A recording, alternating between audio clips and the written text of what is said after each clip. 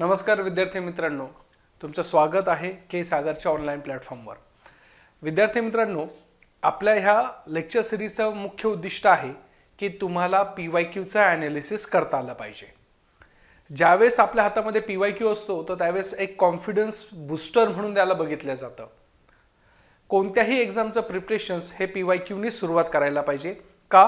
कारण की जो पेपर सेटर असतो त्याचा माइंड काय सांगतोय, त्याची असलेली थिंकिंग प्रोसेस काय आहे, ही जर कॅच केली तर आपल्याला एक्झामला तो आयडेंटिफाईड करून येणाऱ्या आगामी काळामध्ये येणारा प्रत्येक प्रश्न कशा प्रकारे फ्रेम केला आहे, कोणत्या स्वरूपात फ्रेम केलेला आहे, याचा एक अंदाज बांधता येतो।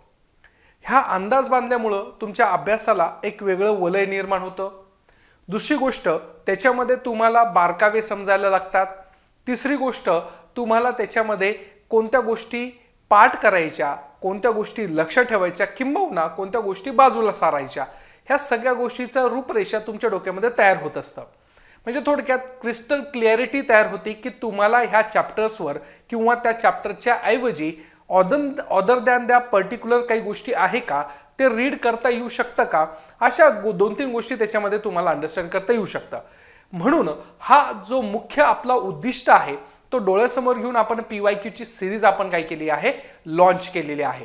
आणि आज आपण 2017चा पेपर आपण त्या पद्धतीने तिथं कंडक्ट करणार आहोत आणि त्या स्वरूपाच्या माध्यमातून 2017ला कशा प्रकारे क्वेश्चन्स आलेले आहे आणि क्वेश्चन्स येता वेळेस तुम्हाला डील कसं करता येईल हे तिथं संदर्भ आपल्याला लक्षात येऊ शकतं। आलं लक्षात? चला मग आपण बघूया 2017चा असलेला पहिला क्वेश्चन्स। पहिला क्वेश्चन आता आपल्याला आहे पुढचा क्वेश्चन, तो म्हणजे काय, अयोग्य विधाने ओळखा। आता विद्यार्थी मित्रांनो, अयोग्य विधाने ओळखा असा जो तुम्हाला येत असेल तर तुमच्या डोक्यामध्ये काय असलं पाहिजे की तिथं त्या प्रकारचं असलेलं अयोग्य स्वरूपात कोणतं आहे। मग अयोग्य स्वरूपामध्ये तिथं विधान ओळखायचं आहे। मग ते विधानं कोणती कोणती आहे हे पहिले आपल्या डोळ्याखालून गेली पाहिजे। आणि एक लक्षात घ्या मित्रांनो, ज्यावेळेस तुम्हाला संदर्भ विचारला जातो तर संदर्भ तुमच्या हातामध्ये असला पाहिजे। आणि आपल्याला माहिती आहे की के सागर सारखा ऑथेंटिक असलेलं पुस्तक आपल्या हातात असेल तर यशाची परिक्रमा ही लवकरच पार करता येऊ शकते। मग अशा वेळेस संदर्भ पण तुमच्या डोक्यात राहू द्या किंवा संदर्भ तुम्हाला कसा पाहिजे हेही तुम्हाला ॲनालिसिस करता येऊ शकतं। मग अयोग्य विधानं ओळखा म्हटल्यानंतर त्या प्रकारचं असलेलं पहिलं येतं, सर्वोच्च न्यायालयाप्रमाणे प्रत्येक उच्च न्यायालय सुद्धा अभिलेख न्यायालय आहे। दुसरं स्टेटमेंट आहे, उच्च न्यायालयाचे न्यायाधीश हे भारताचे नागरिक असू शकतात। तिसरं स्टेटमेंट आहे, प्रत्येक उच्च न्यायालयाचे त्यांचे कार्यकारी कर्मचारी वर्गावर संपूर्ण नियंत्रण असते। आणि चौथा आहे, उच्च न्यायालयाच्या मुख्य न्यायाधीशांची नियुक्ती राष्ट्रपती हे भारताच्या मुख्य न्यायाधीशाच्या सल्लामसलतीनंतर करत असतात। आता हे 4 स्टेटमेंट दिलेले आहे। आता 4 स्टेटमेंटमध्ये तुम्हाला अयोग्य ओळखायचं आहे।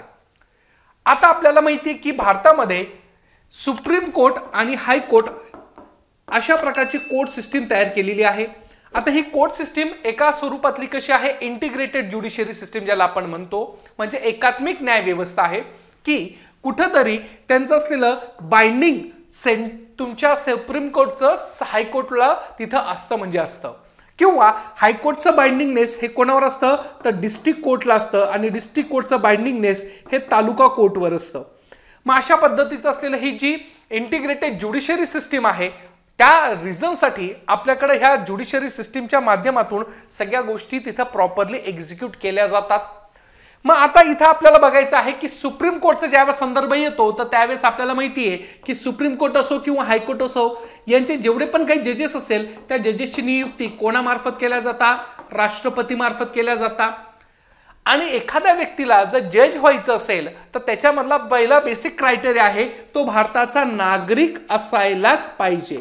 भारताचा नागरिक असायलाच पाहिजे हा त्या प्रकारचा असलेला फिक्स आणि बेसिक कॉन्सेप्ट असलेला आपल्याला क्रायटेरिया दिलेला आहे। मग इथं जर तुम्ही वाचायला गेलं तर तुमचं असलेलं स्टेटमेंट काय की उच्च न्यायालयाचे न्यायाधीश भारताचे नागरिक असू शकतात। आता बघा, असू शकतात म्हटल्यानंतर थोडं क्वेश्चन मार्क्स तयार होतो।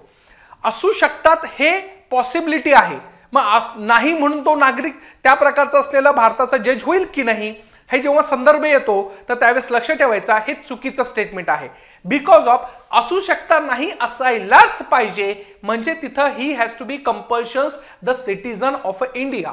आणि हे असं जेव्हा आपण बघतो तर त्यावेळेस आपल्याला लक्षात येतंय की हे आपल्याला तिथं कंपल्शन्स करतंय की तुम्हाला जर if you want to become a जजेस ऑफ अ हाय कोर्ट्स और जजेस of a supreme courts that means you have to be just तुम्हाला त्या प्रकारचं असलेला भारताचा नागरिक असायलाच पाहिजे. मग अशा पद्धतीच्या माध्यमातून ज्यावेळेस आपण बघतो तर त्यावेळेस आपल्याला उच्च न्यायालयाचा न्यायाधीश होताना तिथं ती कंडिशन तिथं नागरिक असू शकतात ते असायलाच पाहिजे. त्याच्या कंडिशन आपण अजून बघणार आहोत. संदर्भ इथं के सागरच्या पब्लिकेशनच्या असलेल्या पुस्तकांमध्ये व्यवस्थितरित्या मांडणी केलेली आहे ते बघणारच आहोत. परंतु बाकीचेही स्टेटमेंट आपण बघून घेऊ ना. काय आहे बघा, सर्वोच्च न्यायालयाप्रमाणे प्रत्येक उच्च न्यायालय सुद्धा अभिलेख न्यायालय आहे. अभिलेख न्यायालय म्हणजे काय की त्या पद्धतीचं असलेलं कोर्ट ऑफ रेकॉर्ड ज्याला म्हणतात. काय म्हणतात? Court of record. बघा आपल्याकडे कोणतंही जजमेंट पास होत असेल with in the supreme court और हाय कोर्ट्स तर ते जजमेंट्स तुम्हाला काय करावं लागतं? रेकॉर्ड्स करावं लागतात.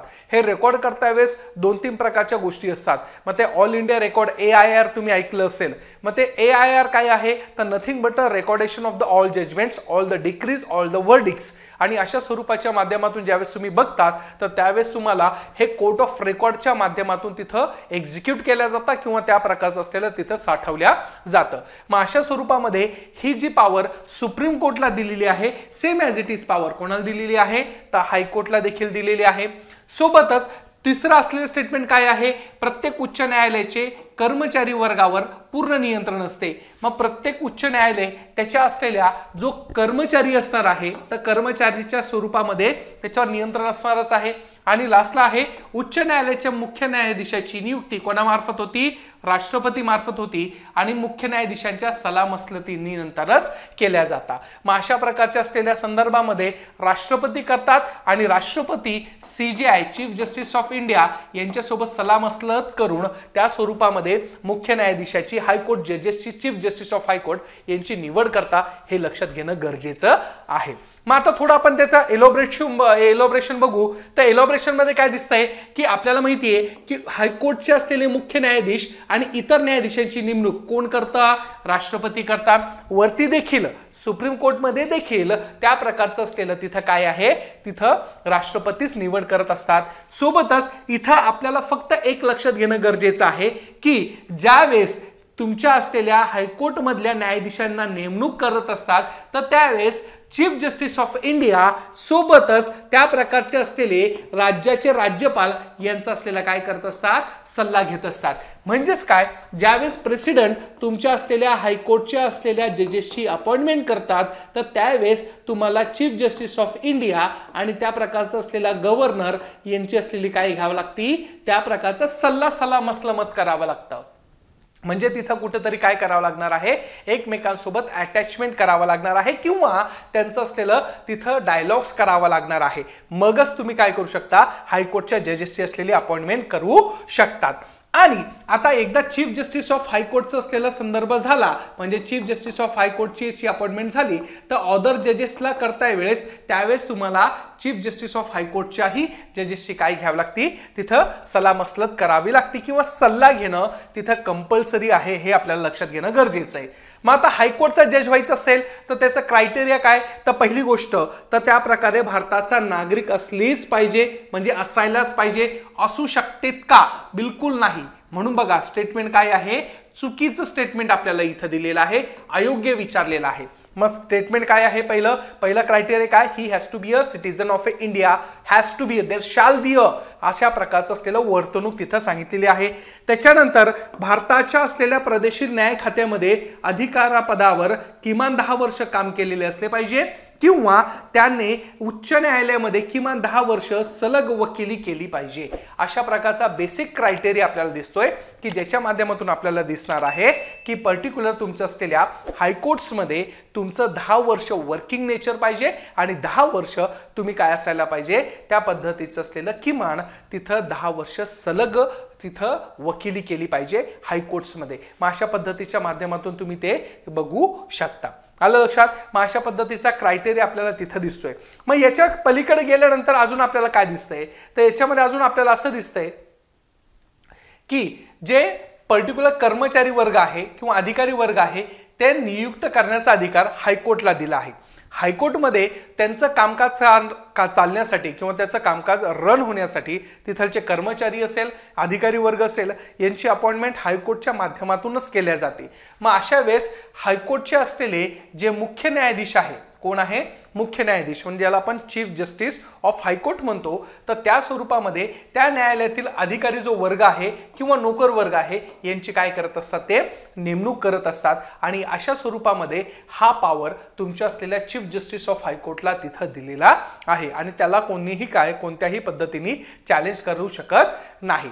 जसं त्या प्रकारचं असलेलं अभिलेख न्यायालय मी सांगितलेलं आहे, म्हणजे एका प्रकारचं असलेलं कोर्ट ऑफ रेकॉर्ड ज्याला आपण म्हणतो, तर तो अधिकार सुप्रीम कोर्टला जसा आहे सेम ॲज इट इज कोणाला आहे? तर तुमच्या असलेल्या हायकोर्टला देखील पॉवर दिली आहे. मग आता हे सगळं जेव्हा आपण बघतो याचा संदर्भ स्पष्टपणे पर्टिक्युलर भारतीय राज्यघटना आणि राजकारण के सागर पब्लिकेशनची जी 6वी आवृत्ती आहे तर त्याचा असलेला पृष्ठ क्रमांक म्हणजे पेज नंबर 198 ते 200 मध्ये इथं सगळं व्यवस्थित दिलेलं आहे. म्हणजे as it is copy pasted म्हणायला हरकत नसावी. आयोग त्या प्रकारचं असलेलं काय करते?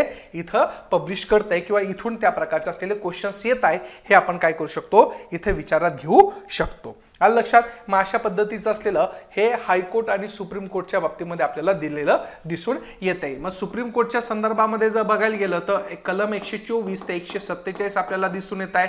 त्या प्रकारचं असलेलं हायकोर्टचं ज्यावेळेस आपण बघतो तर 214 मध्ये आपल्याला तिथं दिलेलं आहे. मग त्यांची अपॉइंटमेंट, त्यांची असलेली रिक्रुटमेंट प्रोसेस काय आहे, त्यांच्यावर त्या प्रकारचं असलेलं व्हायोलेशन ऑफ कॉन्स्टिट्यूशनच्या माध्यमातून कसं काढलं जातं हे सगळ्या प्रोसिजर तिथं दिलेलं आपल्याला दिसून येत आहे. आलं लक्षात? चालायचं मग पुढं. चला पुढचा असलेला क्वेश्चन आपल्याला घ्यायचा आहे. पुढचा क्वेश्चन काय आहे बघा.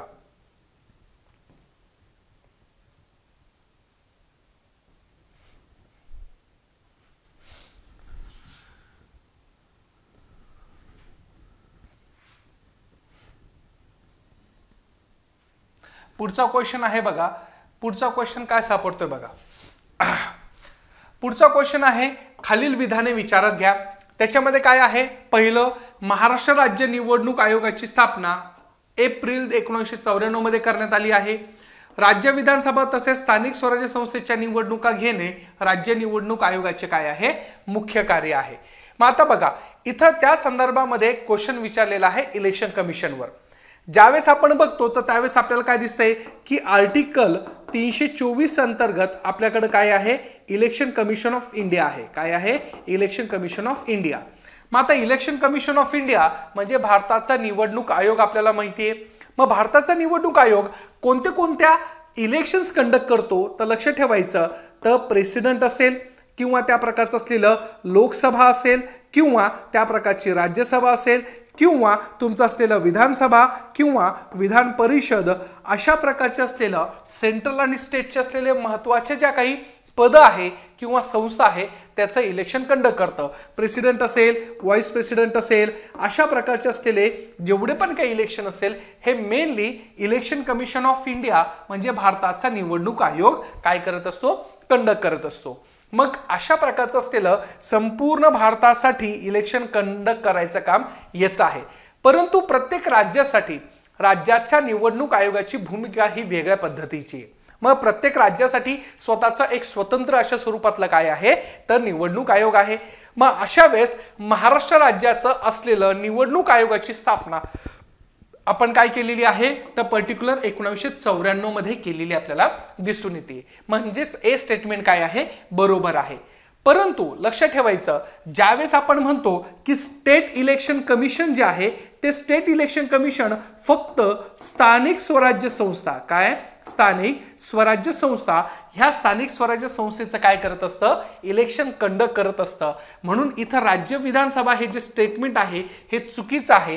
फक्त स्टेट इलेक्शन कमिशन स्थानिक स्वराज्य संस्था जसं की फॉर एक्झाम्पल म्युनिसिपल कॉर्पोरेशन आहे, झेडपी आहे, पंचायत समिती, ग्रामपंचायत, तुमचं असलेलं नगर परिषद, नगरपंचायत, असे जे पंचायत राज इन्स्टिट्यूशन आहे तर त्याचं असलेलं इलेक्शन कंडक्ट करायचा अधिकार हा राज्याच्या निवडणूक आयोगाचा आहे.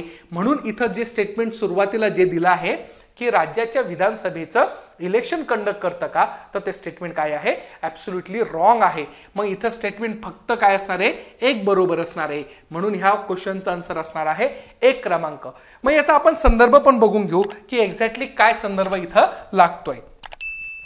मग आता इथं जर बघायला गेलं तर राज्य निवडणूक आयोगाचा संदर्भ येतोय इथं. आणि राज्य निवडणूक आयोगाच्या संदर्भामध्ये जर आपण बघायला गेलं तर काय दिसतोय की आपल्याकडं 73वी आणि 74वी घटना दुरुस्ती केली आणि 73वी 74व्या घटना दुरुस्तीच्या माध्यमातून आपल्याला काय दिसतंय, राज्य निवडणूक आयोगाची काय केली आहे, स्थापना केली आहे. मग साहजिकच आहे 73वी आणि 74वी घटना दुरुस्ती कधीची आहे, 1992ची आहे. आणि 1992 मध्ये त्या प्रकारच्या असलेल्या आपण तिथं काय केलेलं आहे, पर्टिक्युलर आपण राज्य निवडणूक आयोगाची काय केली आहे, स्थापना केली आहे. कधी केली आहे, 26 एप्रिल 1994 मध्ये केलेली आहे.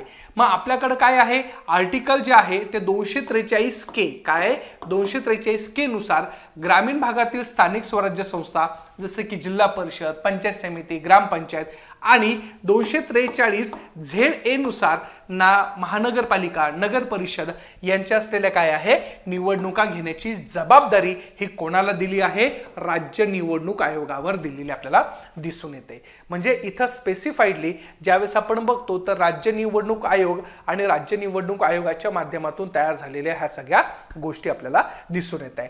मग आता याचा संदर्भ जर विचारात घेतलं तर आपल्याला काय दिसतंय की भारतीय राज्यघटना, राजकीय व्यवहार व विमा बाचल के सागर यांचं जे पुस्तक आहे त्याची ही जी 9वी आवृत्ती आहे तर त्याच्यामध्ये आपल्याला दिसतंय की 159 आणि 351 अशा प्रकारचे जे पेज क्रमांक आहे त्या पेज क्रमांकामध्ये इथं स्पष्टपणे उल्लेख केलेला आहे.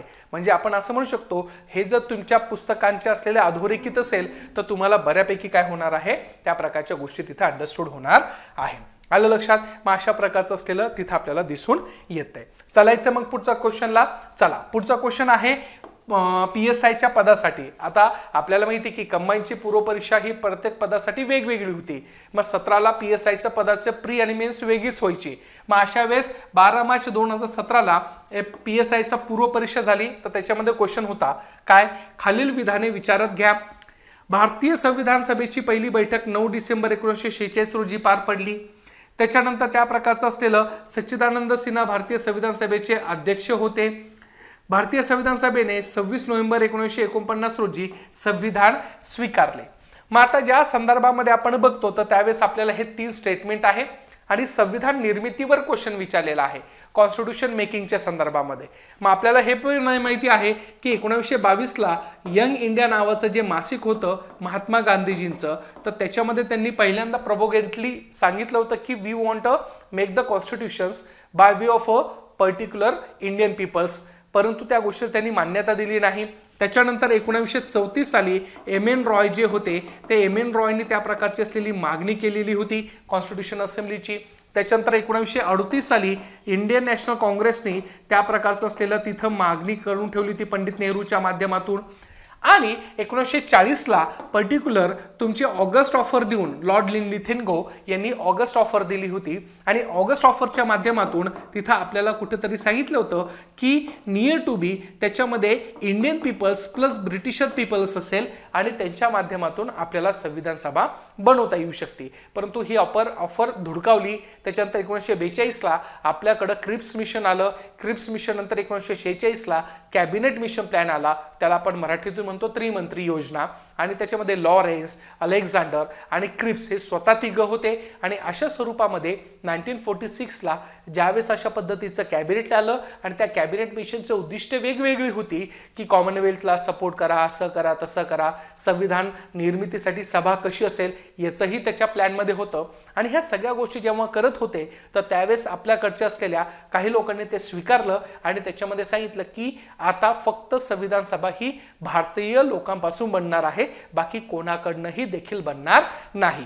परिणाम स्वरूप त्या प्रकारचं असलेलं आपल्याकडं 1946ला पर्टिक्युलर असलेलं हे संविधान सभा बनवली आणि संविधान सभेच्या माध्यमातून आपलं संविधान तयार करायची पायदान इथं सुरुवात झाली आणि 9 डिसेंबर 1946 ला आपली पहिली बैठक बसलेली आपल्याला दिसून येते। मग 9 डिसेंबर 1946 ला आपली जेव्हा पहिली बैठक बसवली तर त्यावेळेस आपल्याकडे तात्पुरत्या स्वरूपामध्ये आपल्याला कोणाला तरी तिथं विराजमान करायचं होतं, म्हणून अशा स्वरूपामध्ये इथं आपल्याला काय इथं कोणाला तरी बसवायचं होतं। मग विधान पर्टिक्युलर असलेल्या पहिलं स्टेटमेंट जे सांगतंय की पहिल्या बैठकी ही 9 डिसेंबरला झाली आहे, ते ॲब्सोल्युटली आहे।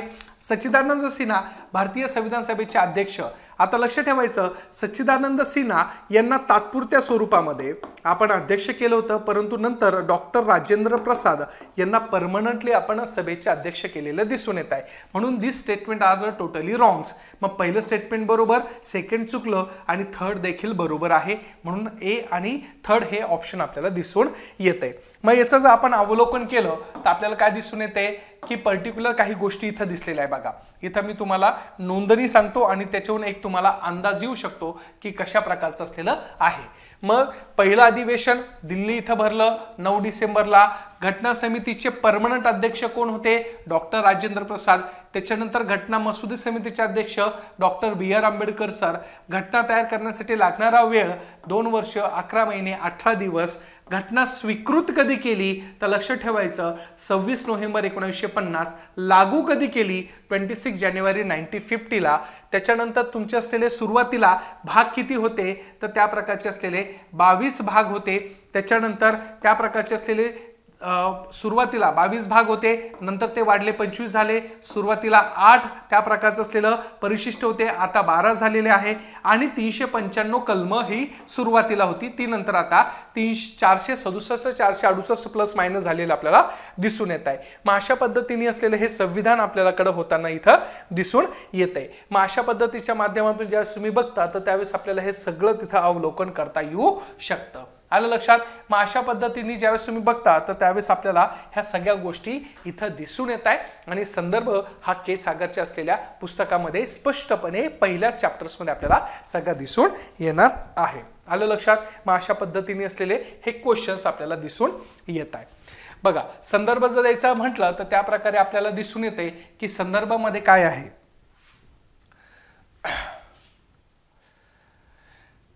स्मॉलेस्ट जनरल नॉलेज म्हणून विनायक घायाळ यांचा आहे, 41वी आवृत्ती आहे, पुस्तक क्रमांक 106। संदर्भ दुसरा पण देता येतो, भारतीय राज्यघटना आणि राजकारण के सागर 6वी आवृत्ती, पुस्तक क्रमांक 15। अशा प्रकारचा संदर्भ आपल्याला तिथं घेता येऊ शकतो। म्हणजे बघा, ॲज इट इज सोर्स तुम्हाला तुमच्या हातामध्ये येत असेल तर तुम्हाला तिथं लक्षात येऊ शकतं। त्याच्यानंतर आहे दुसरा क्वेश्चन, घटक राज्याच्या महाधिवक्ता पदाबाबत खालील विधाने कोणते बरोबर नाही?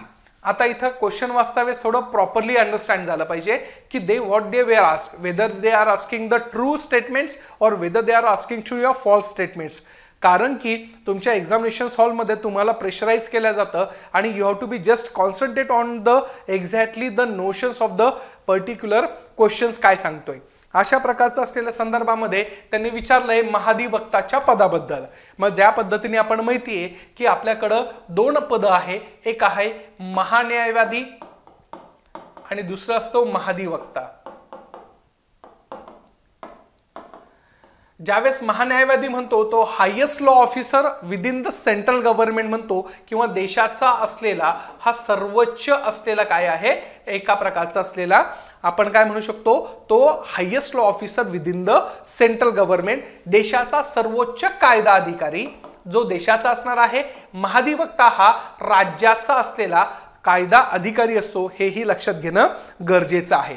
मग अशा वेळेस ज्यावेळेस आपण बघतो तर महान्यायवादीचं असलेला आर्टिकल 76 मध्ये प्रोपाउंडली सांगितलेलं आहे, तिथं परफेक्टली अंडरस्टूड केलेलं आहे। आणि ह्या महान्यायवादीची निवड कोण करतं तर राष्ट्रपती करता, हे लक्षात घेणं गरजेचं आहे। त्याचा असलेला पगार असेल, त्याचे भत्ते असेल, what ever it may be, जे काही टेन्युअर वगैरे असेल ते सगळं कोण डिसाईड करतं, राष्ट्रपती। सेम त्या प्रकारे महाधिवक्ता हा highest law officer within the आपल्या असलेल्या राज्यामध्ये असतो. मग महाधिवक्त्याचा संदर्भ जेव्हा येतो तर आर्टिकल 165 चा संदर्भ तिथं घेणे कंपल्सरी आहे. मग अशा स्वरूपामध्ये महाधिवक्ता आर्टिकल 165 असलेल्या जेव्हा विचारात घेतला जातो तर त्यावेळेस हा महाधिवक्ता काय आहे आर्टिकल 165 नुसार इथं कंपोजिट केला जातो. आणि याची असलेली अपॉइंटमेंट कोणामार्फत होती तर राज्यपालामार्फत होती. हे लक्षात घेणं गरजेचं आहे. आलं लक्षात. मग तिथं महाधिवक्त्याबद्दल विचारलेलं आहे की कोणतं बरोबर नाही. मग पहिलं स्टेटमेंट वाचूया काय आहे. कलम 165 नुसार राज्याचे महाधिवक्ता पदाची तरतूद केली आहे. ॲब्सोल्युटली. मग महाराष्ट्राचे महाधिवक्ता कोण आहे तर लक्ष ठेवायचं बिरेंद्र सराफ सर आहे. हेही लक्षात ठेवा. महान्यायवादी कोण आहे तर व्यंकटरमणी आपल्याकडे आहे. आणि सॉलिसिटर जनरल्स म्हणजे महान्यायवादी खाली अटॉर्नी जनरल्स आणि सॉलिसिटर जनरल्स. हे सॉलिसिटर जनरल्स हे कोण आहेत तुषार मेहता सर आहे. हेही लक्षात ठेवणं गरजेचं आहे. बघा दुसरं पहिलं स्टेटमेंट काय बरोबर आहे. त्यांच्या कार्यकालाबाबत राज्यघटनेमध्ये काही सांगितलेलं नाहीये. ॲब्सोल्युटली. सगळं कोण डिसाईड करतं तर राज्यपाल करता. वरचं कोण डिसाईड करणार आहे राष्ट्रपती करणार आहे. भारताच्या राष्ट्रपतींनी निश्चित केल्याप्रमाणे वेतन भत्ते सवलती मिळतात. हे स्टेटमेंट काय आहे चुकीचं आहे. राज्याचा महाधिवक्ताचं असलेलं सगळी पॉवर कोणाकडे आहे राज्यपालाकडे आहे. कोणाकडे आहे राज्यपालाकडे आपल्याला दिसून येत आहे. राज्य विधिमंडळ सदस्यांना मिळवणारे सर्व विशेष अधिकार हे तुमच्या असलेल्या महाधिवक्ताला भेटतात. ॲब्सोल्युटली हे स्टेटमेंट काय आहे बरोबर आपल्याला तिथं दिसून येत आहे. मग अशा वेळेस आपल्याला काय लक्षात येतं की जी काही पॉवर तुमचे असलेले पर्टिक्युलर एमपीज MP MLA हे जेव्हा एन्जॉय करतात ते सगळे विशेष अधिकार महाधिवक्ता आणि महान्यायवादी यांना दोघांना प्रॉपरली तिथं भेटलेले आपल्याला दिसून येत आहे. परंतु एक लक्ष ठेवा हे पर्टिक्युलर 100% काय 100% शासकीय नोकर असतात का असं जर विचारलं तर लक्ष ठेवायचं शासकीय नोकर बिलकुल नसतात. म्हणून यांना प्रायव्हेट प्रॅक्टिस जी आहे ती प्रायव्हेट प्रॅक्टिस करण्याचा अलाउडेशन आहे. परंतु फक्त काळजी ही घेतली पाहिजे की तुम्हाला सरकारच्याच अगेन्स्टमध्ये केस लढवता येऊ शकत नाही. मग अशा पद्धतीच्या माध्यमातून ज्यावेळेस आपण बघतो तर त्यावेळेस आपल्याला दिसून येते की पर्टिक्युलर ह्या सगळ्या गोष्टी असलेल्या संदर्भामध्ये आपल्याला इथं लक्षात येणार आहे. मग अशा प्रकारचं असलेलं इथं जर तुम्हाला स्पष्टीकरण बघायचं असेल तर पृष्ठ क्रमांक 24-25 जे क्रमांक 7चं आहे स्पष्टीकरण सेम ॲज इट इज इथं दिलेलं आपल्याला दिसून येणार आहे. आलं लक्षात. मग अशा प्रकारे हे तुम्ही लक्षात ठेवणं गरजेचं आहे. चालायचा पुढचा क्वेश्चन घ्यायचा. चलो पुढचा क्वेश्चन घेऊन टाकू आपण. पुढचा क्वेश्चन काय सांगतो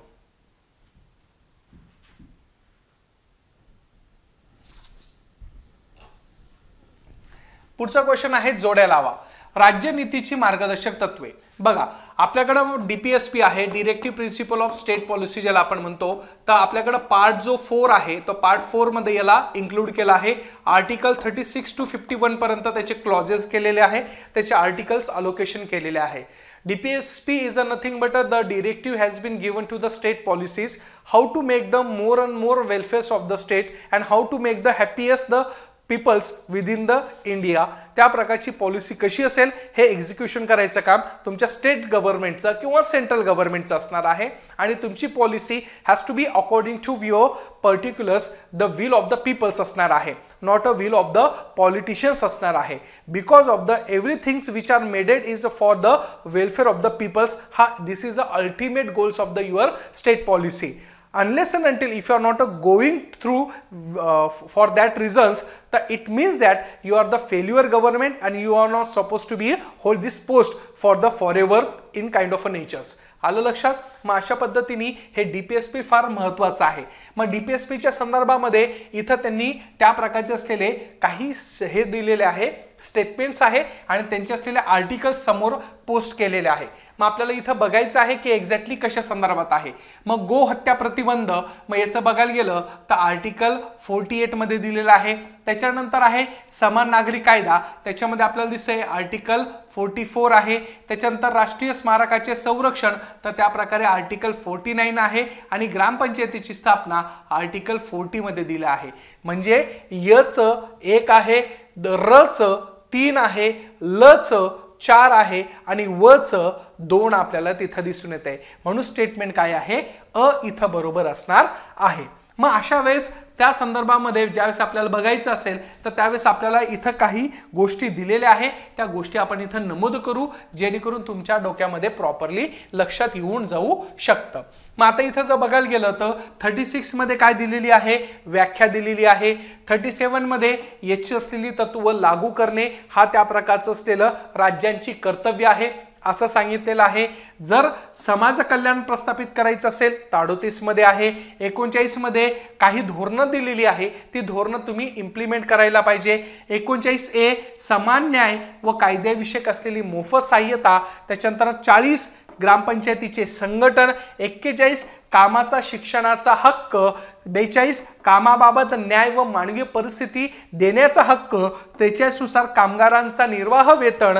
43A उद्योगधंद्यामध्ये स्थापनाचा असलेला हा सहभाग. 43B सहकारी संस्था स्थापन करण्याचा अधिकार. असे विविध प्रकारचे असलेले स्टेट पॉलिसी कशी असेल तर त्या संदर्भामध्ये आर्टिकल 51 पर्यंत सगळ्या गोष्टी सांगितलेल्या आहे. मग काही गोष्टी 42 कॉन्स्टिट्यूशन अमेंडमेंटनी टाकलेल्या आहे, काही गोष्टी 44 कॉन्स्टिट्यूशन अमेंडमेंट टाकलेल्या आहे, काही गोष्टी 86 कॉन्स्टिट्यूशन अमेंडमेंटनी टाकलेल्या आपल्याला दिसून येत आहे. आणि एक आर्टिकल आहे ते 97 कॉन्स्टिट्यूशन अमेंडमेंट 2012 नुसार काय केलेलं आहे, इन्सर्ट केलेलं आहे.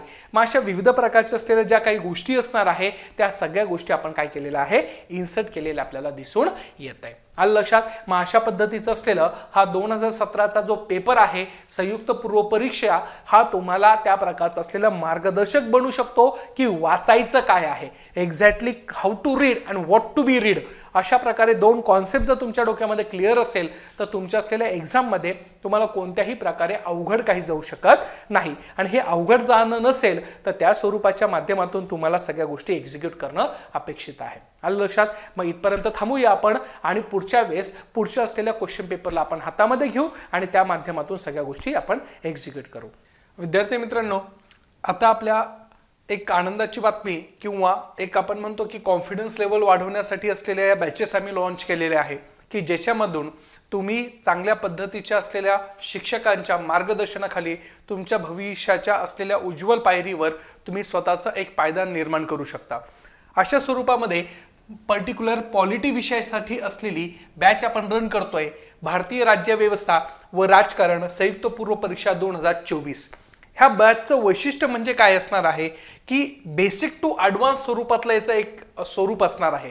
कारण काय की कधी कधी बेसिक स्वरूपातल्या असलेल्या माहिती आपल्याला माहीत असतात परंतु ॲडव्हान्स लेवलच्या असलेल्या काही कॉन्सेप्च्युअल क्लिअरिटी असतात तर त्याही माहिती असणं गरजेचं असतं. मग अशा बाबतीमध्ये ज्यावेळेस बेसिक टू ॲडव्हान्स आपण बघतो तर त्यावेळेस ही एका प्रकारची बॅच आपण तुमच्या हातामध्ये देतोय. विशेष स्वरूपामध्ये ह्या सगळ्या गोष्टी ज्या आहे तर त्याच्या स्वरूपामध्ये आपल्याला सिलेबसनुसार आपण डिकोड केलेला आहे. सिलेबस जो दिला आहे सिलेबसला धरून आपण सगळ्या गोष्टी केल्या आहे. सोबतच हे 8 महिने त्याची त्या प्रकारची व्हॅलिडिटी असणार आहे. 40 पेक्षाही त्या प्रकारचे व्हिडिओ जास्त असणार आहे परंतु त्याच्यामध्ये कमी जास्तही आपण केलेलं आहे एक्झामच्या ओरिएंटेशनने. ज्यावेळेस आपण पूर्व परीक्षा म्हणतो तर त्याच्यामध्ये आपल्याला टू द पॉइंट स्टडी करावा लागतो परंतु कधी कधी अभ्यासाचा आवाका आणि त्या स्वरूपातलं मेन्स ओरिएंटेशन हे वेगळ्या बाबतीमध्ये दिसून येते. मग मेन्सच्या वेगळ्या ओरिएंटेशननी असलेलं आपण याच्यामध्ये ॲडिशनलही तुम्हाला देणार आहोत आणि सोबतच अशा प्रकारचं असलेलं 4 टाइम्स वॉच आपल्याला याच्यामध्ये आहे. मग अशा प्रकारच्या बॅचमध्ये तुम्ही एनरोल व्हा आणि ही स्पेशली पॉलिटी विषयाची असलेली बॅच ही 995 रुपयामध्ये तुम्हाला तुमच्या हातामध्ये दिल्या जात आहे. अशा प्रकारची इंटिग्रेटेड बॅच देखील आहे. 12,000ची बॅच आम्ही ह्या ऑफरच्या माध्यमातून तब्बल 5,500 मध्ये होतकरू विद्यार्थ्यांसाठी आम्ही लॉन्च करत आहोत. त्यामुळे याचा सगळ्यांनी फायदा घेतला पाहिजे आणि सर्वांना त्या प्रकारचं असलेलं ही नम्र विनंती आहे. Thank you so much.